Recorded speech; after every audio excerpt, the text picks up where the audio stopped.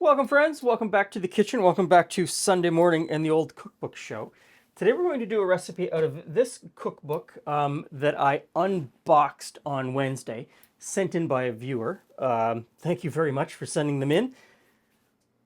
We're gonna make date squares. So I'm gonna start out by getting the date filling mixture going here in this pot. So got some sugar, some dates, of course, and water.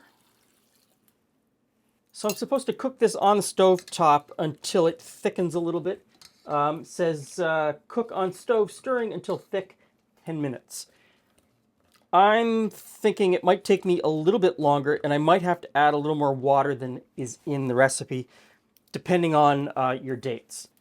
I've got whole dates, and they're whole dates that have been in the cupboard maybe a little longer than they should be. They're maybe a little drier than they should be. I think I might have to add some water, but I'll keep an eye on it and see what happens. This little cookbook. I wish I knew more about this cookbook. On the cover, it says in handwritten, Mom's Cookbook. It is well loved and well used. There's no information about this cookbook, exactly where it came from. The cover is missing. Pages are missing. In fact, it starts on page 7, so all of the pages at the beginning are missing. It is a community cookbook or a church cookbook, one or the other. Every recipe is attributed to a specific name. It's typed and printed. And so there's a couple of different ways that some church books were printed. One is with a mimeograph. The other is with a machine that's kind of like a mimeograph, and you type it onto like a wax paper, and then it goes through. There's some sort of transfer. I can't remember exactly what it's called, but it's what was used when I was a little kid in grade school. Everybody wanted to go and use the machine. Anyway, and it's well loved. It's got so many stains. Almost every recipe in this book has been made at some point, because almost every recipe book in here has notes about what the person would change, or there's a check mark that either that means they've made it or they enjoyed it.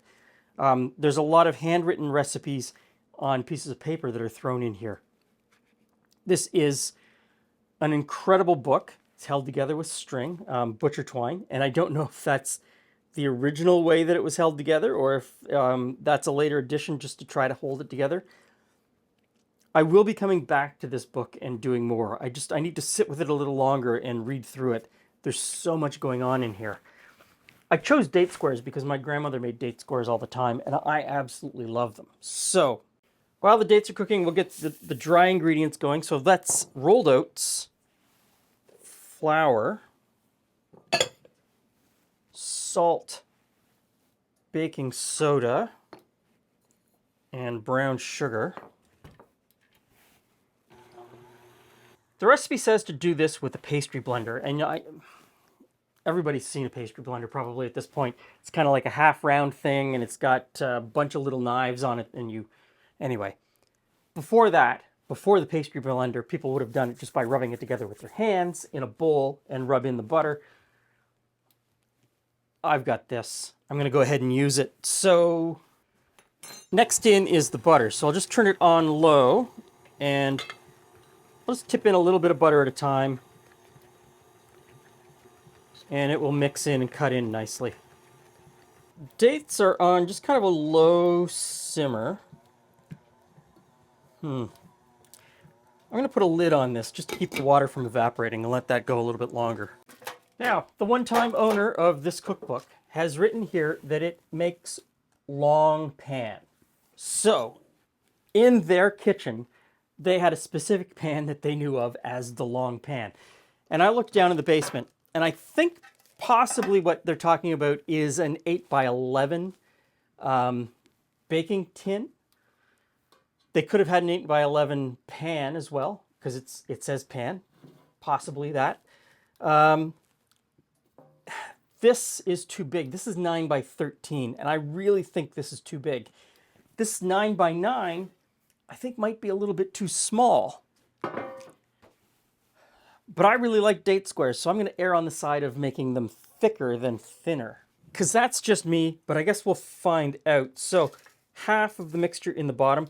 I do think that an 8x8 would be too small. So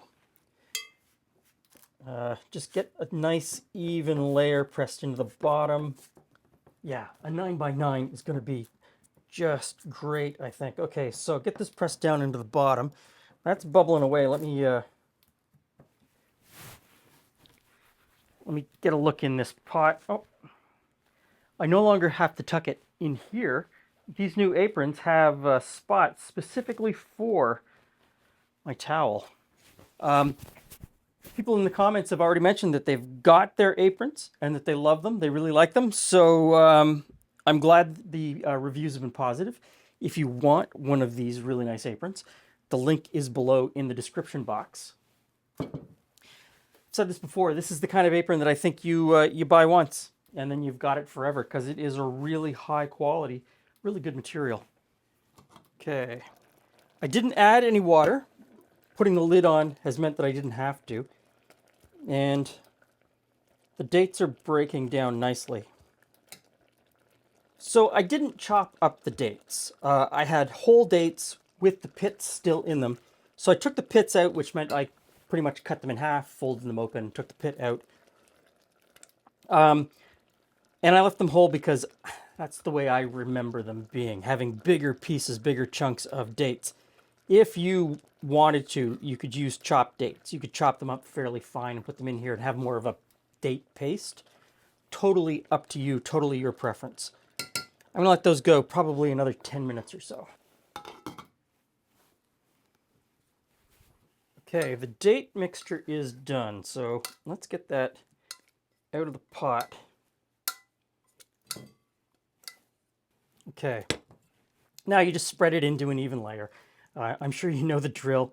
Try to get it as even as possible. And of course, if you had chopped the dates up a little more finely, getting an even layer would be so much more easy than what I'm doing. I still like the big chunks of date though. There we go, I think that's good. Rest of the topping goes on top.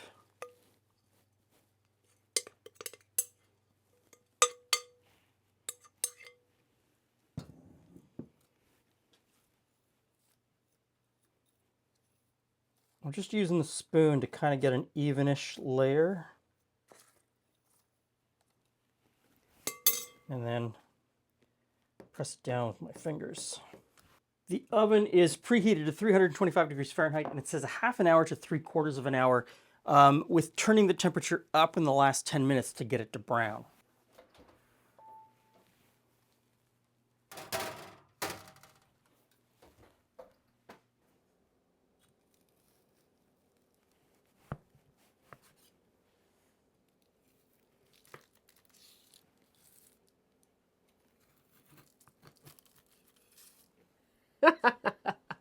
Hey, Glenn. Hey, friends. Couldn't even wait. I saw that. You didn't even wait. Date squares are, I'm looking at, assuming they're date squares. Date square. Yeah. Big favorite of Glenn's. Classic. Classic, classic, classic. There you go, Jules. Yeah. From an old cookbook. Not exactly sure what the cookbook is, where it's from, who published it. I love that. If you have any information about it, please let me know. I'm assuming that it's Southern Ontario, because the other books that came in this package were from areas like Barrie and in that sort of Simcoe County type area. So if you know Hilda Dottie or Dorothy Ross or Yeah, Irma Welch. and there's classic Canadian recipes in there like butter tarts and things like that. So it is a fairly local to us cookbook, but it's well loved. Okay, I love the fact that there are extra recipes stuck inside. Yeah. Did you look at these earlier, Yes. Glenn? Those Yeah. are amazing. Those are always the favorites, right? So I'm excited to see what those are going to be.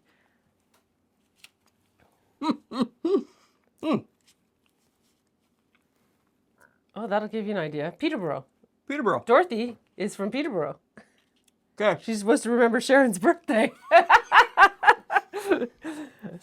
Okay, so that's that. You know what? That brings me great joy. Love that. I absolutely love that. And, you know, date squares. Can't go wrong with a date square.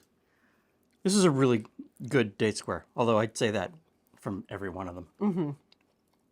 Okay, Other dried fruit would work well in this.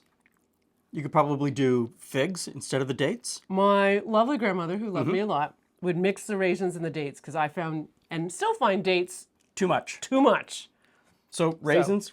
You cut Yeah. cut the dates with something else. If you're like me and you find a full thing of dates just a little too sweet. Little maple syrup in there would be. And you know, it's funny, eh? Maple syrup, I'd be like, yeah, but somehow dates are too much. Who knows, eh? So thank you very much for sending in these cookbooks. I love opening these packages. I am behind. We'll get to all of them eventually. This is a great recipe. If you've never had a date square, you're missing out. Give it a try. And if you like date squares, if you haven't tried date custard pie, Yes, go back on the channel. look for our We've recipe. got a date custard pie. That It's is a really classic in our family. good. Thanks for stopping by.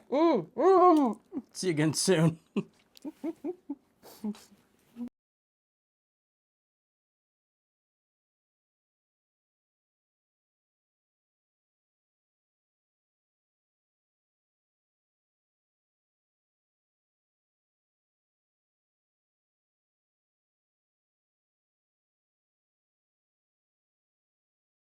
So if you've made it to the end of the video, thank you so much.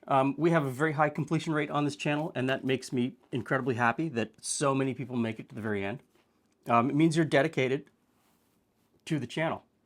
And if you'd want to help us continue to make this great content, consider subscribing, giving us a thumbs up, leave a comment down below. All of those things help the channel grow. Send a link to a friend, tell them about us. And if you can, if you're in a position to join the channel, send us a coffee or maybe buy one of these really nice aprons for yourself or as a gift for a friend. Thanks for stopping by. See you again soon.